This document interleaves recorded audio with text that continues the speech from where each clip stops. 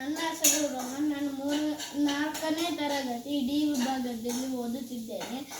ಇಂದು ಕನ್ನಡ ಭಾಷಾ ಸಮೃದ್ಧಿ ಚಟುವಟಿಕೆ. ನಾನು ಉತ್ತರಾಖಂಡದ ಸ್ವಾತಂತ್ರ್ಯ ಹೋರಾಟಗಾರರ ಬಗ್ಗೆ ಹೇಳುತ್ತಿದ್ದೇನೆ. ಉತ್ತರಾಖಂಡದ ಮೊದಲ ಸ್ವಾತಂತ್ರ್ಯ ಹೋರಾಟಗಾರ ಕಾಲೂ ಸಿಂಗ್ ಮಹಾರಾ. ಇವರ ಜನನ 1831. ಇವರ ಜನನ 1906. ಹುಟ್ಟಿದ ಸ್ಥಳ ಉತ್ತರಾಖಂಡದ ಚಂಪಾವತ್ ಜಿಲ್ಲೆಯ ಲೋಹಾಘಾಟ್ ಬಳಿ ಇರುವ ಬಿಸುನ್ ಪಟ್ಟಿಯಲ್ಲಿದೆ. 1857ರಲ್ಲಿ ಭಾರತೀಯ ದಂಗೆಯ ಸಮಯದಲ್ಲಿ ಭಾರತೀಯ ಸ್ವಾತಂತ್ರ್ಯ ಹೋರಾಟಗಾರ ಠಾಕೂರ್ ಎಂಬ ಬಿರುದನ್ನು ಹೊಂದಿದ್ದರು.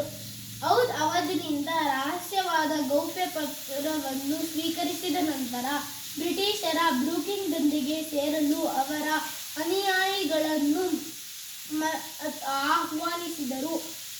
ಪತ್ರದಲ್ಲಿ ಔದ್ ಸರ್ಕಾರವು ಬ್ರಿಟಿಷರ ಅಧಿಕಾರವನ್ನು ಮರಳಿ ಪಡೆದ ನಂತರ ಕಾಲೂ ಸಿಂಗ್ ಮಹಾರಾ ಇವರ ಕ್ರಾಂತಿವೀರ ಎಂಬ ಹೆಸರು ಸ್ಥಳೀಯ ಯುವಕ ಅಭಿಯಾನವನ್ನು ಮಾಡಲು ಬೆಂಬಲ ಗಳಿಸಿತ್ತು.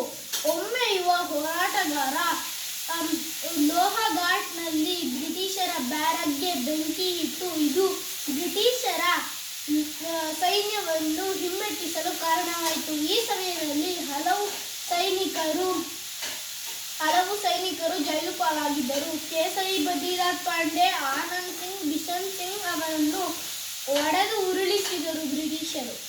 2007ರಲ್ಲಿ ಅವರ ಪೂರ್ವಿಕರ ಮನೆಯಿಂದ ಪವನ್ ಮಸೀದ್ ಅವರು ಕಾರ್ಯಕ್ರಮವನ್ನು ಆಯೋಜಿಸಲಾಗಿತ್ತು.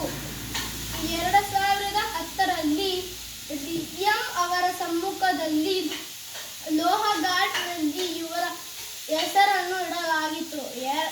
ಕಾಲೂ ಸಿಂಗ್ ಮಹಾರಾ ಇವರನ್ನು ಲೋಹಾಘಾಟ್ನಲ್ಲಿ ವೀರನೆಂದು ಪೂಜಿಸುತ್ತಾರೆ. 2009ರಲ್ಲಿ ಉತ್ತರಾಖಂಡದ ಡೆಹ್ರಾಡೂನ್ನಲ್ಲಿ ಸ್ವಾತಂತ್ರ್ಯ ಹೋರಾಟಗಾರರನ್ನು ಸ್ಥಾಪಿಸುತ್ತಾರೆ. ಇತ್ತೀಚೆಗೆ ಅಂಚೆ